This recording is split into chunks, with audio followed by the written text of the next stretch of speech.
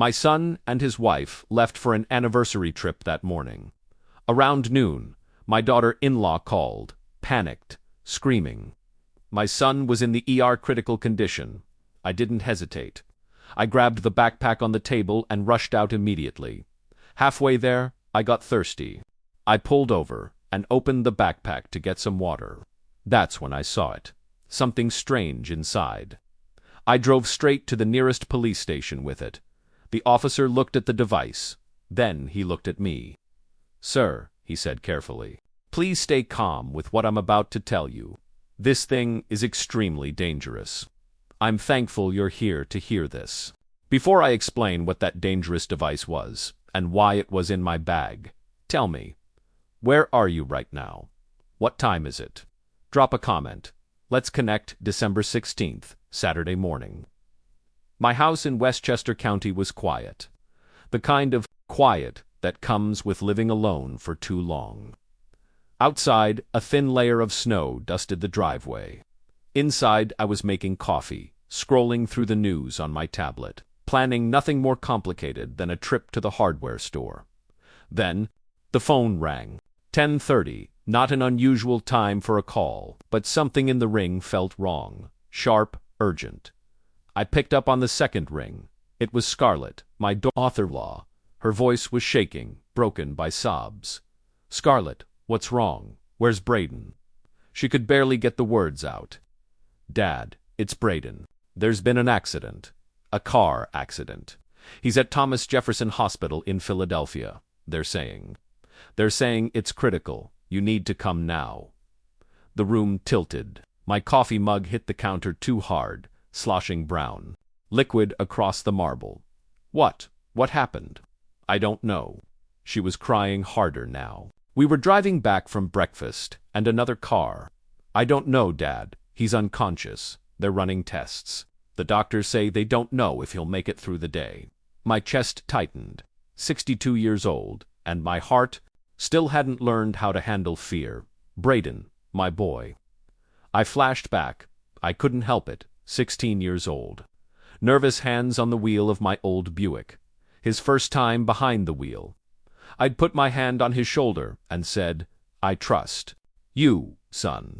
He'd grin, terrified and brave all at once.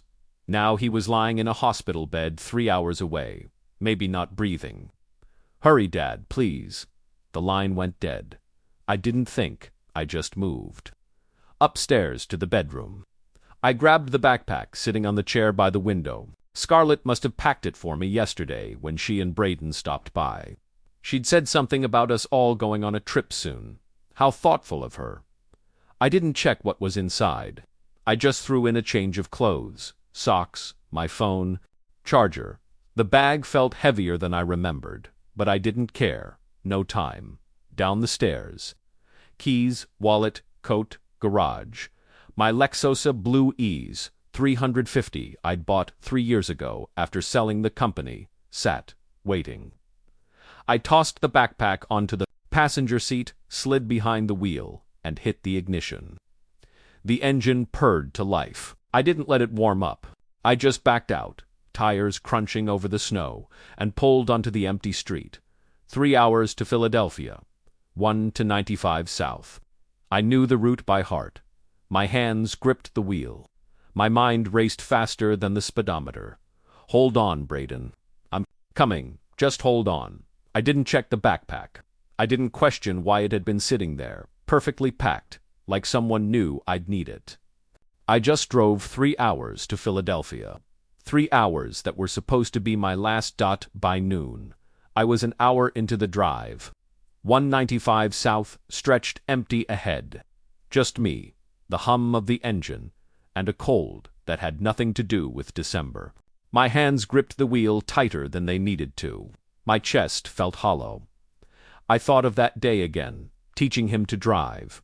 He'd been so careful, so eager to make me proud.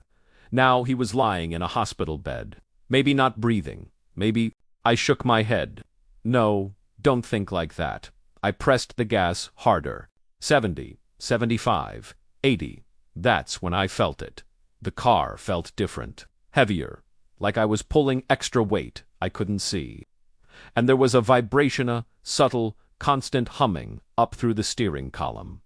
Not the usual road feel, something else. I told myself it was nothing. Maybe the alignment was off. Maybe I needed new tires, but the feeling wouldn't leave. My throat was dry. My head throbbed. I needed water. I remembered Scarlett had packed water in the backpack. She'd thought of everything. 40-5 minutes later, I saw a sign. Rest area. 2 miles. I took the exit. The rest area was nearly deserted.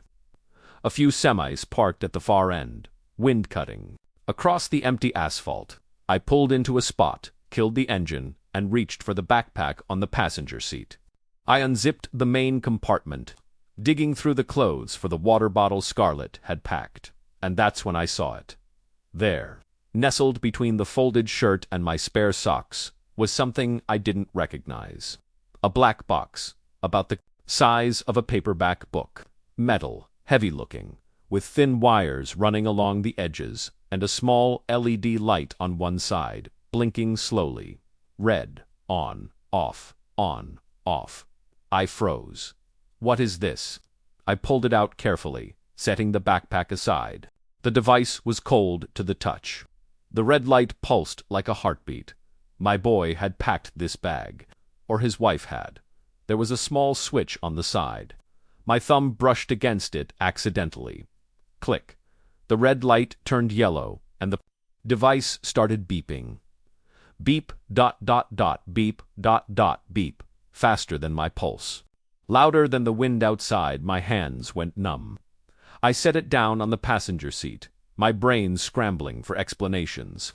A GPS tracker, some kind of medical alarm. No, none of that made sense. This wasn't something you pack by accident. This was something you hide. And Scarlett, my daughter-in-law, woman I'd trusted to pack my bag, had put this here. Or worse, ... Braden had ... My chest tightened. My mind fought against the thought. No, not my boy. He wouldn't. But the device kept beeping, yellow light flashing faster now. And I remembered the way the car had felt. Heavy. Wrong. I looked at my phone sitting in the cup holder. I could call them, ask what this was. There had to be an explanation. But something stopped me. An instinct I didn't have a name for. A cold certainty settling in my gut. 3 miles back, I'd passed a sign. County Sheriff's Office. Next exit. I wrapped the device in the spare shirt from the backpack, placed it gently back inside, and zipped it closed. My hands were still shaking. I started the engine, but I didn't get back on I-95. I turned around, headed for the exit I'd passed earlier. I didn't call Braden. I didn't call Scarlett. Instinct told me not to. I drove toward the only people who might have answers that. Only ones I could still trust. 5 minutes later, I pulled into the parking lot of the county precinct. The building was small, brick, single-story, American flag hanging limp in the cold. I grabbed the backpack, felt the weight of the device inside, and walked toward the entrance. The county precinct was small. Flickering fluorescent lights.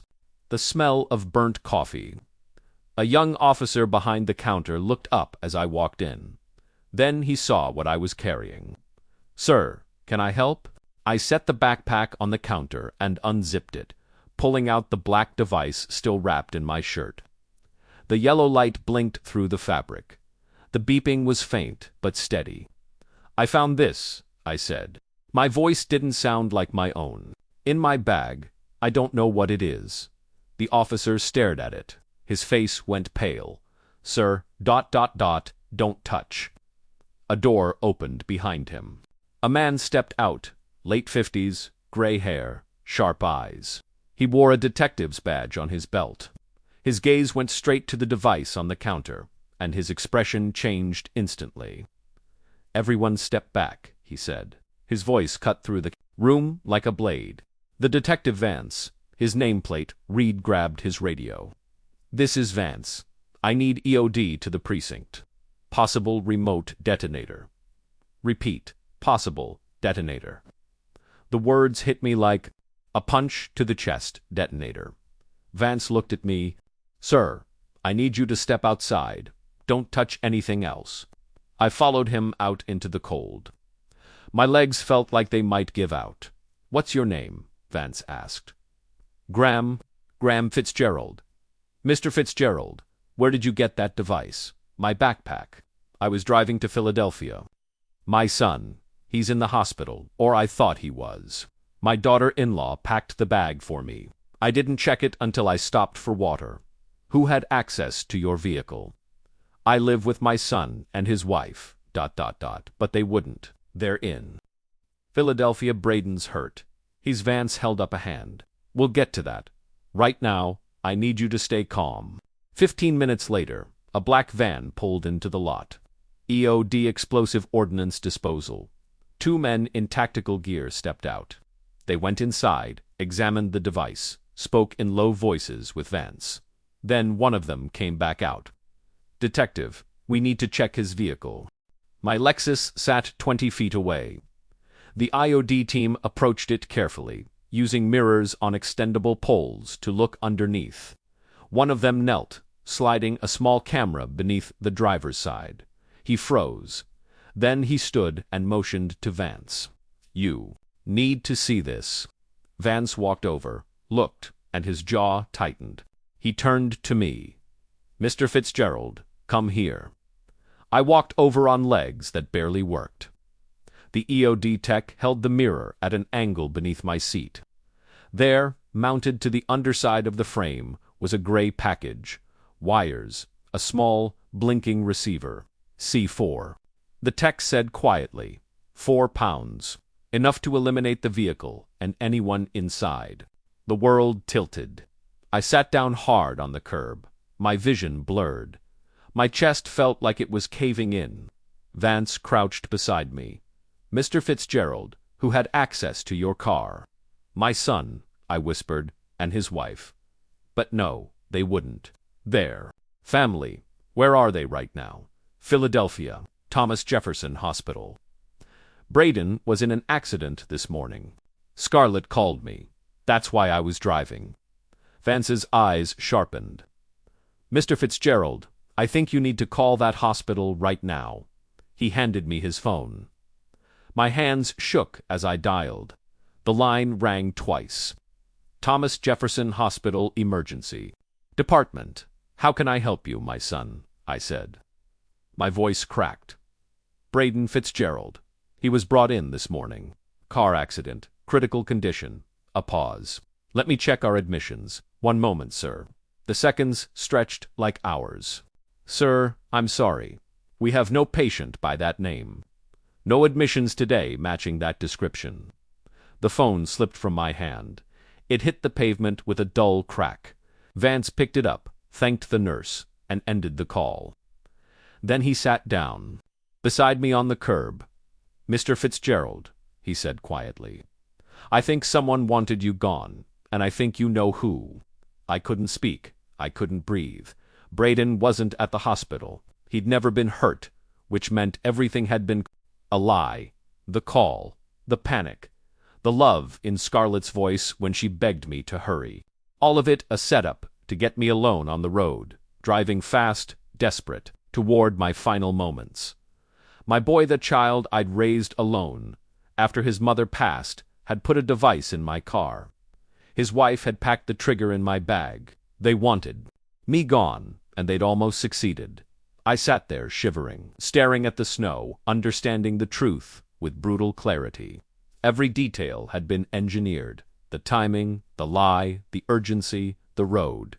They had counted on love blinding me, on fear pushing me forward, on speed doing the rest. If I had not stopped, not looked, not trusted my instinct, I would have vanished in silence. Another accident explained away by authorities who would never know the truth. An hour later, I sat in Vance's cramped office. It smelled like old coffee and something I couldn't name. Desperation, maybe. Vance sat across from me. He'd given me water, a chair time to stop shaking. Now he slid a manila folder across the desk. "You need to see this," he said. I opened it, The first page was a bank statement. My son's name at the top, red numbers everywhere. "Your boy owes $500,000, Vance said.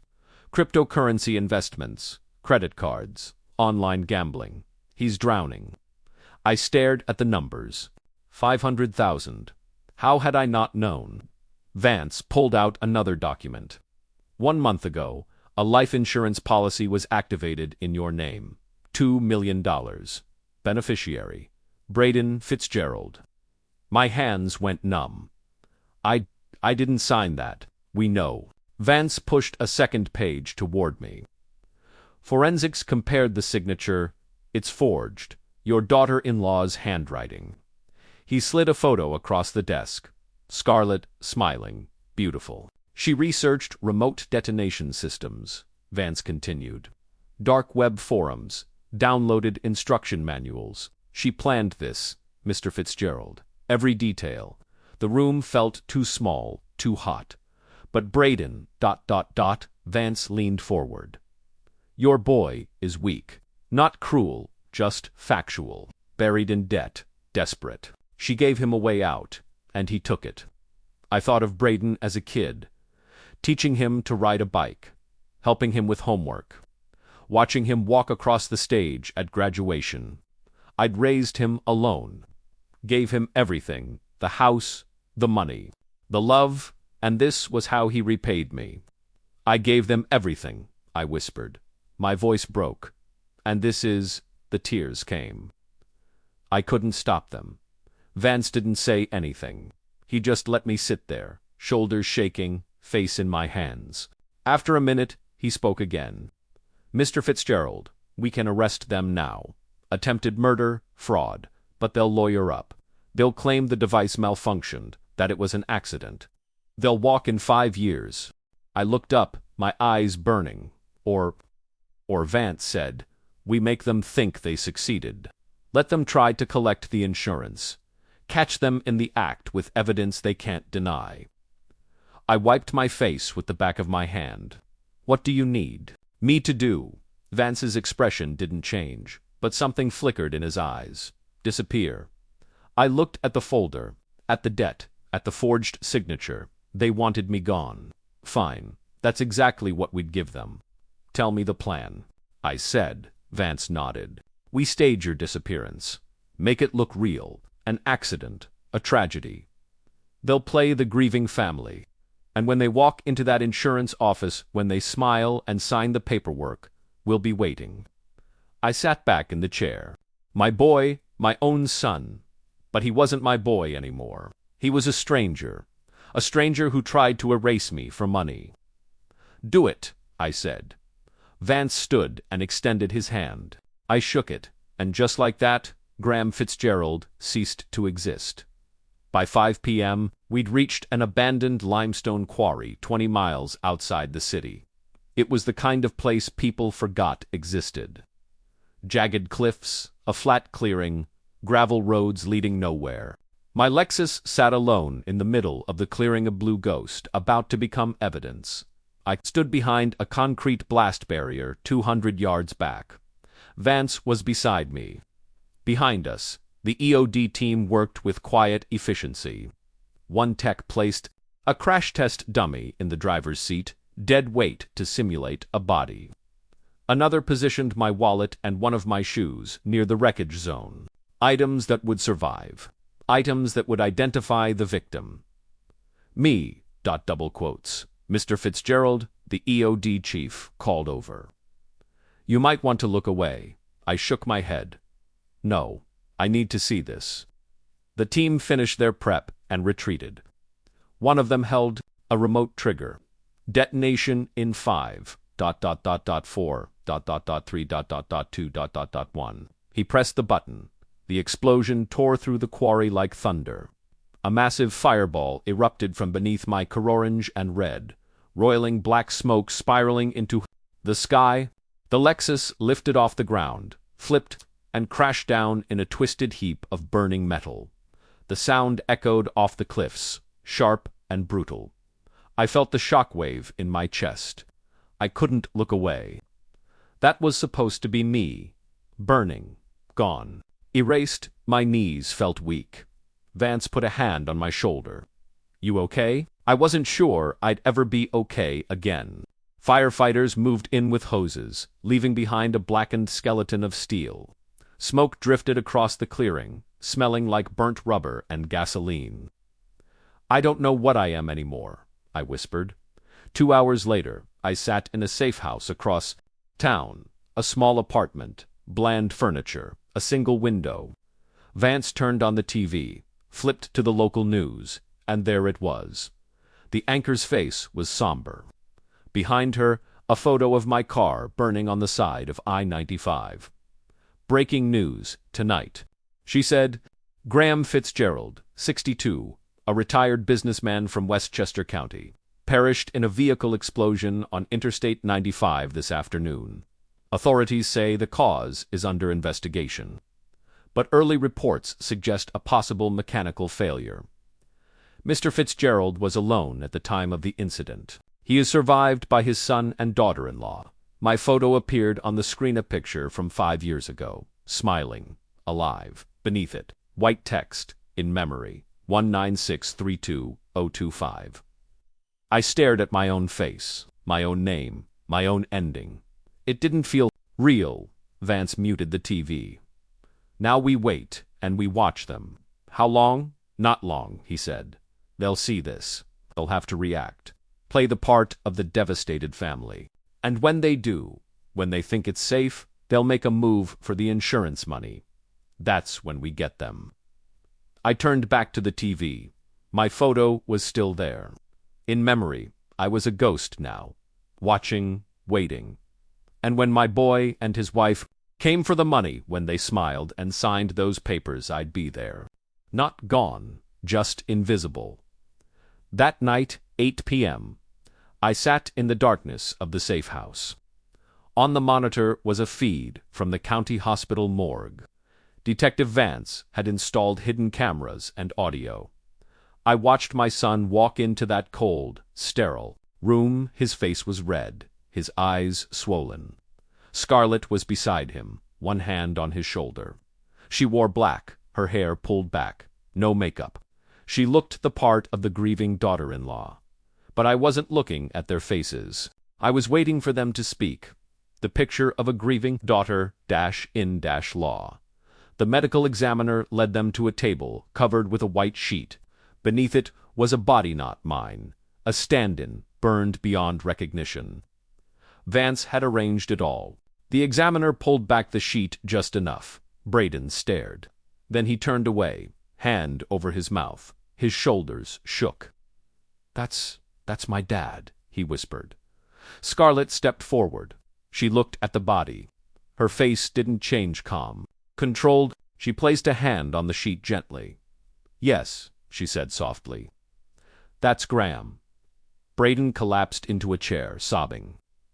Scarlett knelt beside him, wrapping her arms around him, whispering something we couldn't hear. I sat in the dark, watching. My chest hurt.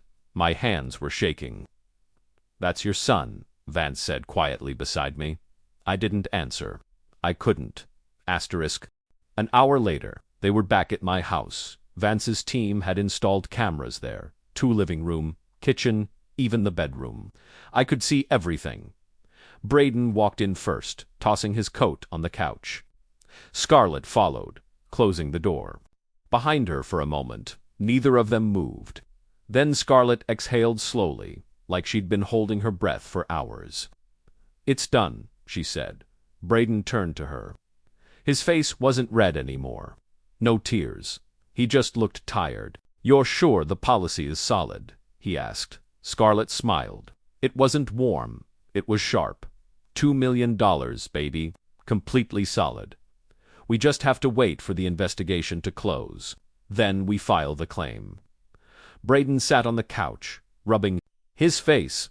"What if they figure it out? What if they won't?" Scarlett cut him off. She moved to the bar, poured 2 glasses of whiskey, and handed one to him. "The car's gone. He's gone.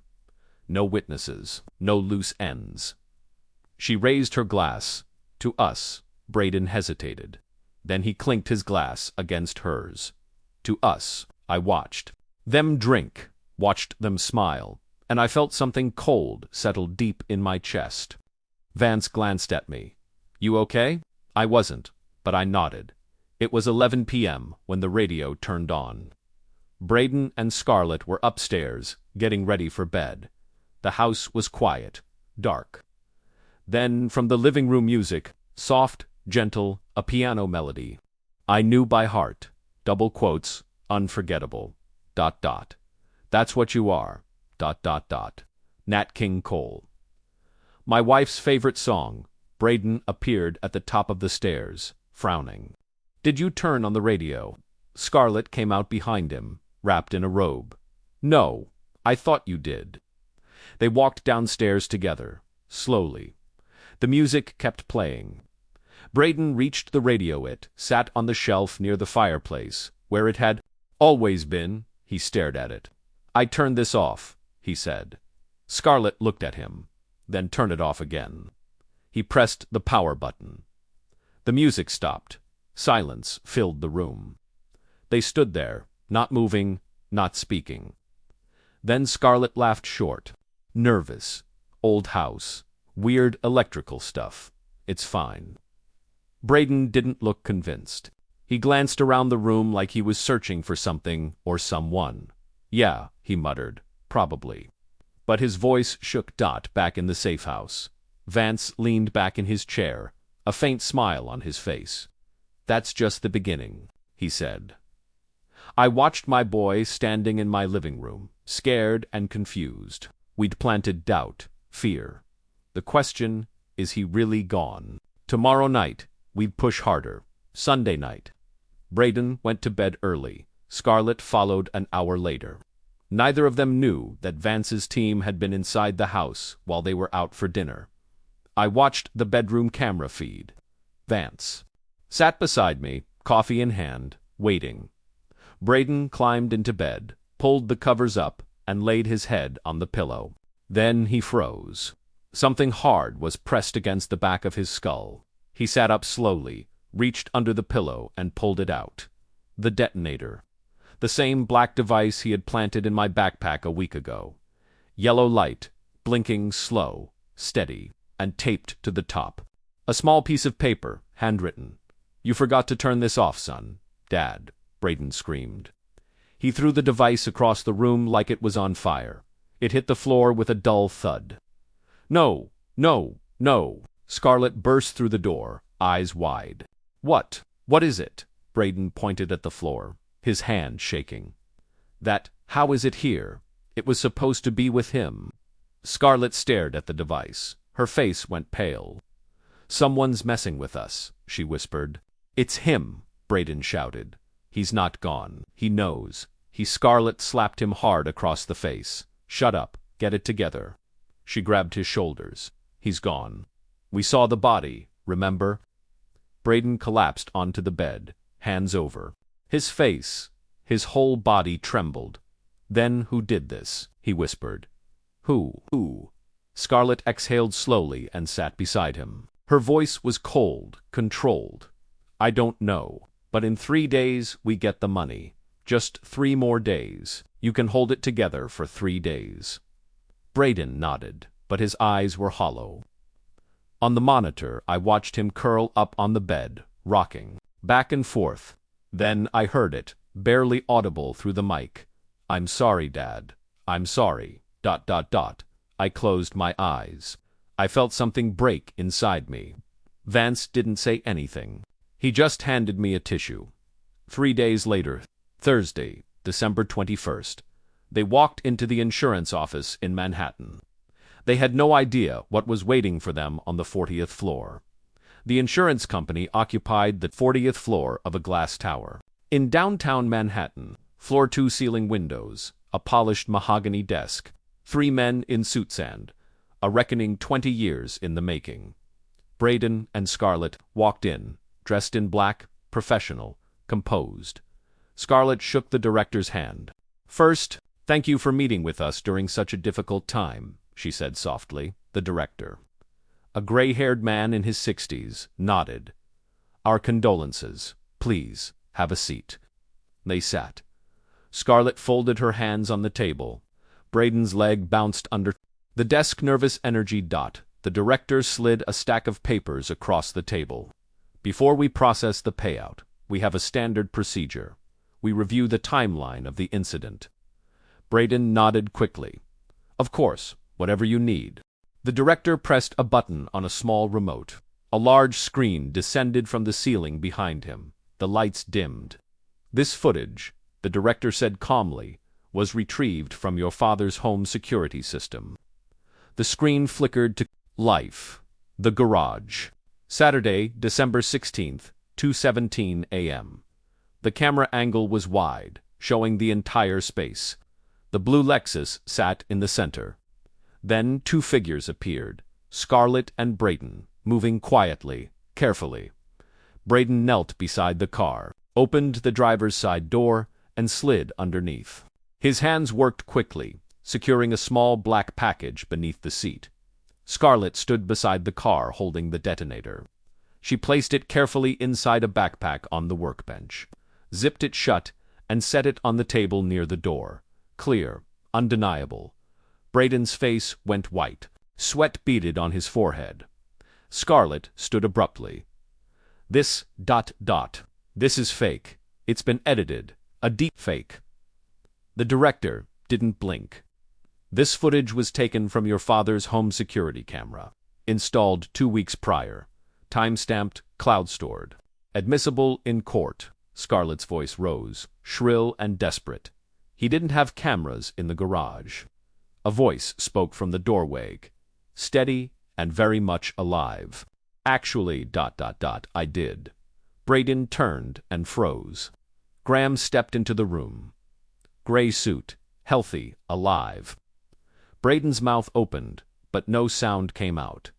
Then, finally, no, no, no, no. He collapsed into the chair, hands over his face, sobbing. Scarlett spun toward the door, but Detective Vance blocked her path. 2 uniformed officers stepped in behind him. Scarlett Fitzgerald, Vance said quietly, you're under arrest. An officer moved forward with handcuffs. Scarlett jerked back, eyes wild. It was him, she screamed, pointing at Braden. He planned everything. I didn't know. He manipulated me. Braden looked up, tears streaming down his face. You liar. It was your idea. You researched it. You made me do it. You said we'd be free. Scarlett's face twisted with rage. You're pathetic, weak, just like your father always said. The officer cuffed her wrists. She thrashed, but they held her firm. You'll rot for this, she hissed at Braden. You'll rot alone. They pulled her toward the door. She was still screaming when they dragged her into the hallway. Graham walked slowly toward his son, stopping a few feet away. Braden looked up at him, eyes red, face broken. Dad, I'm sorry, she made me. I was desperate. I didn't want to. Graham's voice was ice. You kissed me goodbye. You told me to drive safe. You called me Dad. And then you sent me toward my end. Don't insult me with apologies now. An officer stepped forward. Sir, we need to take him. Graham nodded and stepped back. They cuffed Braden. He didn't resist. He just kept crying. I'm sorry. They led him out. His voice echoed down the hall until the elevator doors closed. Graham stood alone in the center of the room, staring at the empty doorway. Vance approached quietly. You okay? Graham didn't look at him. No, he said. But it's over. They were gone, handcuffed, headed toward cells that would be their home. For decades, justice was served, but the pain, the betrayal that never goes away, it stays forever. 6 months later, June, the courtroom in Lower Manhattan was packed. Reporters, cameras, everyone wanted to see the son and daughter-in-law, who tried to erase a father from money. I sat in the back row, quiet, watching. Detective Vance testified first. He played the garage footage again. He explained how Scarlett had researched remote detonation, how she'd forged my signature, how she'd orchestrated every detail. The prosecutor called her the mastermind. Braden, he said, was weak and desperate, but complicit. Braden's defense tried to argue coercion, but the judge shut it down. Desperation, she said, does not excuse conspiracy to commit murder. Scarlett received life in prison. No parole. Braden received 25 years. Scarlett smiled coldly when they read her sentence. Braden sobbed, "I felt nothing taught today. I live." In a one-bedroom apartment in Yonkers. Simple furniture. No garage. No Lexus. I sold the house and donated most of the money, keeping just enough to live quietly. 3 mornings a week, I volunteer at a senior care center. I read to residents who can't see well anymore. I listen to their stories. I sit with them when they're lonely. In the evenings, I sit on my balcony and watch the sun go down over the Hudson. I think about what I lost and what I saved. I lost my son, but I saved my soul. Money corrupts. Greed is poison. And trust. Once it's broken, it's gone forever. Braden writes me letters from prison. I don't read them. Scarlett, she learned what it means to lose everything. Beauty, freedom, control. She's aging in a cell, alone, forgotten. And me, I'm free. Not rich, not surrounded by family, but I'm living, truly living. And that's worth more than $2 million. I stand up, walk inside, and start preparing a simple dinner. Pasta, vegetables, a cup of tea. I hum softly too. Myself something my wife used to sing. I smiled just a little. Asterisk, asterisk. My name is Graham Fitzgerald. I'm 62 years old. I'm a retired businessman, and the man whose son tried to erase him for $2 million. This is my true story, not fiction, not exaggerated. Every word you just heard happened. And it's one of those grandpa stories you need to hear, because the lesson could save your life. If there's one thing I want you to take away, it's this. Don't be like me. I trusted blindly. I gave my son everything: money, shelters, second chances. I ignored the red flags, the spending, the entitlement, the coldness in Scarlett's eyes. God gave me warnings. I didn't listen. I thought love could fix greed. It can't.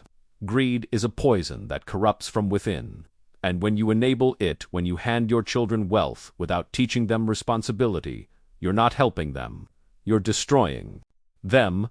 God spared my life for a reason. Maybe it was so I could share this story with you. Don't build your legacy on money alone. Build it on values, on faith, on teaching your children that nothing in this life, no inheritance, no insurance, policy is worth more than integrity. This story is a warning. One of those real grandpa stories passed down so you don't repeat my mistakes. If this touched you, comment below. Tell me, where are you listening from? What's the one lesson you're taking away? Share this with someone who needs to hear it. And if you want more real grandpa stories like this, subscribe to this channel. Wisdom isn't just learned, it's shared. God bless you. Stay wise, and remember, asterisk, asterisk.